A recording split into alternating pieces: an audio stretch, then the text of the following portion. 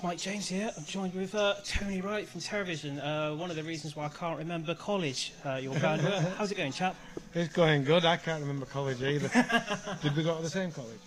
I can't remember. Maybe we did. Sometime in the 90s.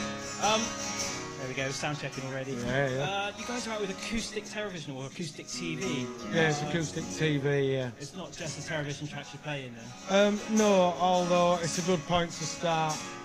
We obviously got, what do they call it? A repertoire, a musical repertoire. Big back catalogue. Yeah, but what I've tried to do with the songs is twist them and change them and get them to a point where people will listen to them in a different ways. You know, Terrorvision live are a bit boombastic, very bouncy, in your face. Yeah. Well, I'm not saying you need to put your pipe and slippers on, but you better hear it in a different way. Maybe you'll hear the words in a different way. Do you know what I mean? It's an experiment. Maybe we're pissing about with stuff we shouldn't be touching, but that's rock and roll, isn't it? It is. And is it something that comes with age, you think? You need to take old stuff and have a re-look at it? no, I just couldn't get everyone to come out on top. I did literally, like this morning and like the last day or so, been listening back to some old tracks while I was thinking, how can you twist these around to do it acoustically? Did it take a lot of time to work this out, or did you write the songs acoustically like back in the day? Some of them back in the day, some of them I've left alone because I've thought the obvious thing is to do the like some people says and bad actresses, and I thought I don't want to do acoustic songs really. I want to have a go at playing something a bit different. And that's what rock and roll is. That's when Terrorvision came out, that's what we were doing then, do you know what I mean? It was just something that was a bit having a play around with what's there, do you know what I mean? Is it all your own stuff you're playing tonight at Terrorvision and like kind of stuff, or are you doing a couple of covers as well just to fill the set out? Yeah, we'll fill the set out with obviously Terrorvision stuff because I think a lot of people want to hear that. Of course, yeah. Like a Dog stuff because some people want to hear that. A bit of Millie tunes, a bit of Tony tunes, and maybe stick a cover in there, but probably a cover that's linked to Terrorvision, maybe. You know, yeah, and that's where we're at. That's cool, man. Looking, the band have been around almost 25 years now. Are you looking at doing any anniversary shows? If everybody's up for it, and you've got to be up for it, Yeah. I don't just mean saying everyone's got their holidays at that time or everyone's got. I can make it that week.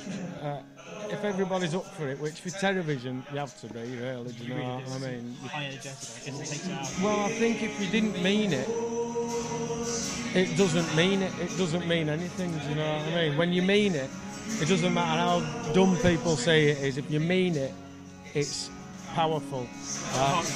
Yeah, and if you don't, you take that away, and then it's just. I don't know, it's the fancy 12-bar blues, isn't it? How come you chose the West Country start to tour? I've always loved the West Country, and the first thing I said to our agent was book us to Exeter first. That's cool, man. I didn't really. You recorded down this way as well, didn't you? Yeah, we recorded in Bath.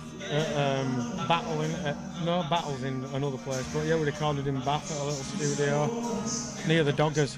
Alright. He said it's famous for dogging. Done this acoustic TV a couple of times already this year. You did download. Done it once, yeah, download. How was it?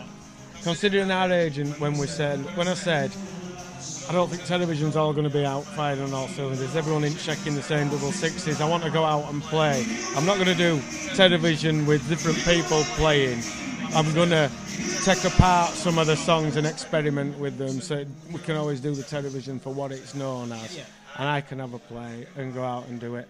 And can't remember why I was telling you that now. You were playing it download. Oh, that's it. And he said it'll be small venues, you know, tiny little pubs, and great. I play with my other band. Billy plays, and you know, we all go and play in little pubs, playing, singing, whatever you do. And he said it'll be tiny little pubs, and then he says there's a Ricky Warwick tour. Do you want to do that together with Ricky? I says that'd be fantastic, yeah. And then he went, all right. And then the first gig's download, and so we went from this is going to be like some little bar that holds 3 people in Somerset to download, which was fantastic. But it was the first gig. We didn't have a sound check or anything, and we learned a lot from that first gig. You know, I mean, it were one of the most terrifying experiences in my life as I got closer to the microphone and my guitar started screaming. You know what I mean? And then They turned the input down on the mic and put a microphone in front of my guitar further out than the microphone had, so it was like playing steel string while I was trying to sing. But people were ace. They got what we were doing, and they let us do it. And I'm pretty sure they must have been understanding.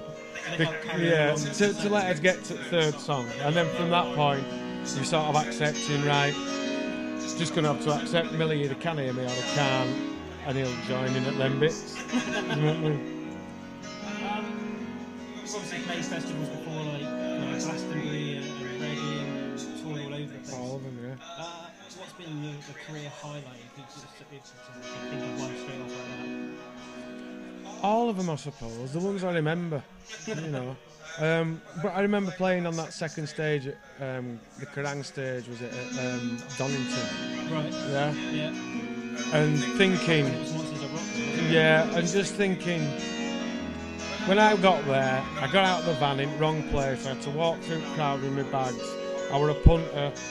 I just thought I was going to watch all the bands as well, but I had to do a gig that day, and I ended up back at stage, and I didn't sort of realise how many people liked Terrorvision until that day.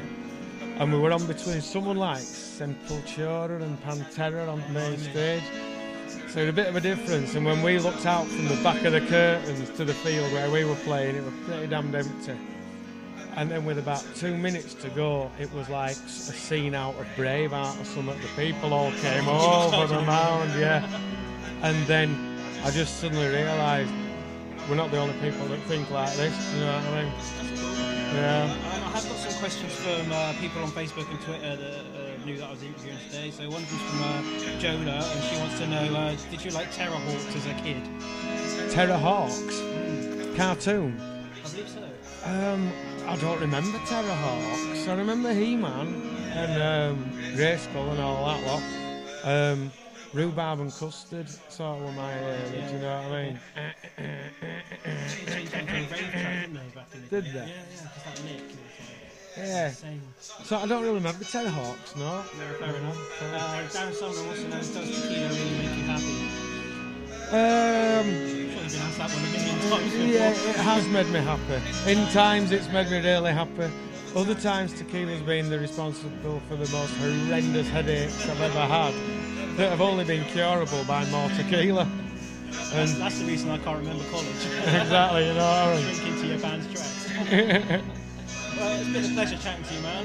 Same here, mate. The rest of the tour, man. I'm sure it's going to be an interesting one for you. Yeah, well, I hope you like it tonight. Let us know what you think, won't you? Oh, I will do. Back later on. Thanks very much. Excellent. Cheers, man. Thank you. Cheers, mate. See you.